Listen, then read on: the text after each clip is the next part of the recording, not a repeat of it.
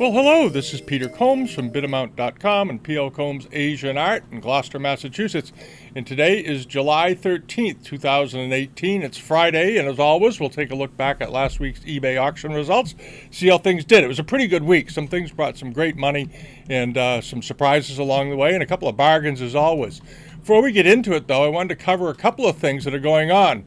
Those of you that have been following the site noticed last week that we've added another seller to the site, Catawiki, over in the Netherlands. They're a smaller site than eBay, of course, but they've made a pretty big commitment to get into the Asian art auction business in a fairly serious way. They've gotten some money to do it, and they've hired some pretty good people to help them vet their listings so that they don't end up with the problems that eBay has with all the fakes and reproductions and so forth. And so we've set up a page for them, and here are some of the things that are on there right now. Some of them end over the weekend, and you can come and look. We'll update the page later on today and add some more things. And we also did this. At the bottom of the active listings, we've created a section for sold items. And I thought this would be useful for people so they could come and see what things actually bring over there and compare it to what what they bring on eBay as either a potential seller or as a potential buyer. Most importantly, for those of you that are collectors and dealers. And the prices over there seem to be pretty much in line with eBay, but the quality overall it seems to be a bit better, but the selection is smaller, and they're working on that very diligently, and I think they'll get that up, okay?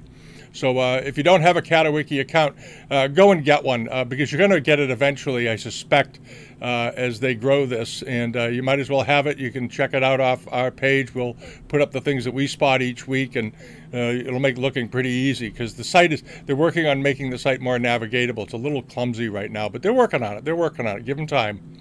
All right, and the other thing we did was this week, we decided to add a Buy It Now page to the newsletter.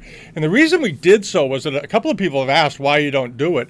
And in the past, we never have because most people tend to prefer buying at auction. But increasingly on eBay, due to non-payment issues and other hassles, a lot of very good sellers are now doing fixed price sales or make an offer. So they're Buy It Nows with make an offer, as we put here on this little logo. And one of the big sellers that is doing this, he's got almost 400 items on here, is Chin to Command. He was a big auction seller a couple of years ago, and I think he got discouraged due to non-payment issues out of China, so he went to Buy It Nows, but his prices are not crazy. And we've added a bunch of these scrolling boxes like this so that you can go through pretty quickly. And our friend Freak Pales and his partner over in the Netherlands have a lot of good, I think they've got over 2,000 things up there right now listed under the ceramics and collectibles. There are good sellers over there and some other people. So you might want to check it out. You can always, make an offer on something if you like it. It's sort of like buying from a shop, an antique shop in the old days. You go into the store and you see something you like and you talk to the seller. Well, you're doing it electronically now. That's really all it is, okay? And now on to last week. This was one of the things that we put in the newsletter. It was a beautifully done gilt silver, filigree, wire-worked, and enamel basket. This was a beautiful thing. They also did these in ivory. Occasionally you'll see them in ivory. But this was a beautiful example, latter part of the 19th century, but really great quality, great shape, and so forth. And it did just fine. It brought $5,100, which is pretty much in line with what they bring at the large auction houses. It's in that ballpark. This was a nice piece. This was a really nice piece. I liked it. And onto this was this boxwood carved screen, very three-dimensional, beautifully carved and polished. Nice example, probably late 19th century. Good little stand on it, but the carving is what you're buying here. That's very good carving. Notice the expressions on the faces, the way they're looking around, the way the building is done. But the carver had a real sense of three-dimensional work, beautifully done. And people seemed to like it, I guess. It brought $1,571. That was a nice screen, okay? And then onto this, there was the Buddha, the big late 19th century Buddha. These have been turning up and doing well now on eBay for years. Everybody wants a Buddha in their house. And this was a nice one. I love the yellow Femi-June decoration on it. The expression on his face was very nice, very pleasing, lots of detail. And it did quite well. It brought $2,550, and it was marked on the base. Okay, most of the good ones are marked. All right, and then there was the pith painting. There were two of these opium den pith paintings up. And for those of you who don't know, pith is a type of fiber, basically, it's sliced in very, very thin slices, so it ends up looking like paper from the heart of the pith tree. And it's particularly good for painting watercolors and gouaches on, and became popular during the 1830s right through the late 19th century. And they did albums of these, Chinese occupational scenes and so forth. This one was of opium, which is rather unusual subject matter. Both of these were opium related, and this one brought $515 with the frame, all framed and ready to go. And the other one I think brought just a little under that, maybe $500 or $490 or something. But in that range, okay? But nice quality work, good looking and interesting subject matter. And then there was this nice pair of Guangzhou blue and white dishes with lotus blossoms, scrolling lotus blossoms. Nice looking pair of dishes in good condition. There's the mark on the bottom, obviously. There's the glaze. And these looked okay to me. I think these were nice period dishes. Rather attractive. And a lot of people, I guess, thought they were okay. They brought $3,389. But good quality, and this is a fairly new seller. He only has about 20 feedbacks, so we're going to keep an eye on him. And then there was this. This was the circular peach bloom glazed Kangxi style paste box. A nice looking box. It wasn't a Kangxi one, obviously. Here's a picture of the bottom. Pretty typical late 19th century foot, but a nicely done Kangxi mark in the middle, and it had nice glaze. The glaze on this is quite appealing. And as you know, the ones that were done in the Kangxi period for the for the desk sets for the 7 scholars objects, these sell often way into 6 figures. So if you're not in the market for them, for a couple of $100,000, this was a pretty good replacement. Nice looking box, and it did fairly well. It brought $1,875, but the quality was good, and it was rather well glazed for the period, for a later box. Okay. And then on to this pair of jars. This was a very nice pair of fairly small Kangxi ginger jars. They weren't an exact pair. They were sort of an assembled pair, as they say. They were slight variations in the border decoration and so forth. The foot rims were slightly different and so forth. It had a very old hairline in one of them, and I suspect whoever got it may end up plopping that one into a vat of 35% hydrogen peroxide and bleaching that line right out in about a week. All right, and this pair of vases sold for $3,100. Okay, but quite attractive. And this was also that same fairly new seller I just mentioned. So whoever it is, they have good things. We'll try to find out who it is. Okay. And then there was the Amari vase with cover. This was a nice piece of Amari, 18th century by the looks of it. It had its original lid, this giant knob on the top and all that. Here's a picture of the foot rim, pretty typical of the period. There it is, and it did have a very faint line in the bottom, but otherwise it was a nice looking jar. And it brought $204, which is, compared to Chinese stuff, is a real bargain, because that was a nice piece of porcelain. All right, and then on to this. This was something that caught our eye when we were looking through the list of things to include last week, because usually when people put up lots of things, they're generally under the assumption or under the impression that none of the things are that good. And what this was this was actually sort of 3 interesting things, albeit badly photographed there. Here they are, okay? And what you had was you've got a rather nice late 19th century little brush washer here with a chimera pink glaze, not finely done, and sort of a Metz late green glazed wine pot or teapot. But this, the vase in the center, this turquoise piece, that's a Kangxi example. And here's a picture of the foot rim on that. Nice looking vase. It probably should have gone up by itself, and I suspect the seller didn't probably know. And the lot went for $1,600, okay? And you figure the little pink piece is worth about $150. The green piece is probably worth about $50, and this was the money. Was this turquoise crackle piece? It looks like it needs a good cleaning. It'll look great when it's done. And it brought the group brought $1,600. Okay. And then on to this. This was that pair of Famille Rose lanterns. These became very popular and were made fairly widely after about 1880 up to about 1920. The really late ones, you'll often examine them and you'll see that there's a hole actually was in the making. That was done here at the bottom, so they could maybe be made into electrified lamps. So they actually adapted to that market at some point with these. But this was a nice old pair that didn't have the hole for that, and very good color. And they ended up selling for $1,713. Okay. That was a good price for those, but the sellers dated them properly at early 20th century, which might be a little conservative. They might be a little older than that, but they were nicely done regardless, okay? And this little mug, this little strap-handled Famille Rose mug from the first half of the 19th century was a pretty good buy. It had a couple of small fill repairs under the foot, maybe where it had been put down a little too hard and chipped it. But this was a nicely decorated one and good color, minor wear, and it went for only $69, okay? As I said, always leave a bid. You never know. I actually got an email this week from a fellow who bought a bronze that we had in the newsletter last week, and he got it for $90, a late Ming bronze. He had left a bid on it just thinking he'd never get it. He actually went back and placed a much larger bid on it, and lo and behold, he got it for the $90. So he was pretty excited about that. We have another guy, he leaves probably 20 or 30 bids every week, and about 3 or 4 times a month he snags himself a real bargain, all right? So, don't be afraid to do that, okay? You're not going to get all the stuff you bid on, but if you get 1 out of 15 using that method, you can build a very nice collection without spending a lot of money. All right, and then you have this Kangxi boys dish. There were 2 of these up. They were listed separately. I don't think they were exactly a pair, but they were very close. And this was a nice one.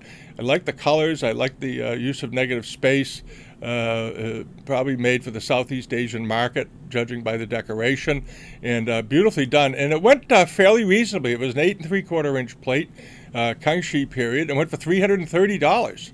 That's not bad for one of those at all. That was a nice dish. All right, and then on to this. This is that really great fan that we had. We do a lot with fans because there are a lot of fan collectors in the world. It's amazing, and this was a particularly good one. And I hope those of you that like fans really looked at this, because what you're going to find is that it had silver gilt blades, but they had enameled them as well with landscapes and trees, using colored enamels and so forth over the filigree. This is very hard technically to do if you think about it, okay? This is beautifully done. And the scenes themselves were fairly typical. You have arriving, political figures or leaders on horses being served food, and people, eating and so forth, and children, all the typical scenes. But the overall piece was made quite unusually. And this did pretty well. It brought $1,913, and well worth it. This was a fairly rare type. I think the last one I saw in here that had enamels was a couple of years ago that was done in that manner. And it also did well, too. They always do well, okay? And then there was this Japanese market, for Chinese, but for the Japanese market, Janchiware dish. I love this thing. It was beautifully done. I'll get a better look at it. There it is. This is the one that had the sort of V-shaped gilt lacquer repair on the bottom, which doesn't bother me particularly, given the fact that the artwork on this was so interesting, with this pine tree growing up out of this craggy, sort of scholar's rock coming up over the scene with waves and water below it. Very nice looking thing. And this went for a very reasonable price, I think, $225. I think that was a fabulous buy for a good piece of early Komatsuki ware. All right. So Komatsuki isn't of much interest to the Chinese mainland buyers. They generally don't go near these, so they still are a relatively reasonable buy compared to other things of that period, certainly. All right, and then on to this. This was that nice little Kangxi saucer, very glossy glaze with fish and aquatic life and so forth on it. This was a good-looking little dish. It wasn't terribly big, but beautiful quality, nice quality. And it ended up going for just $134. And it's interesting because I remember back in the 80s, the Chinese porcelain company, run by Khalil Risk in New York, used to put out a catalog every year. And back then, they were selling dishes like this for upwards of $1,000. I remember one in particular because I liked it. It caught my eye. And I think it was $1,100 around 1987 or 8 in one of their catalogs. Okay, that was a nice plate and a very reasonable price. And then on to the silk.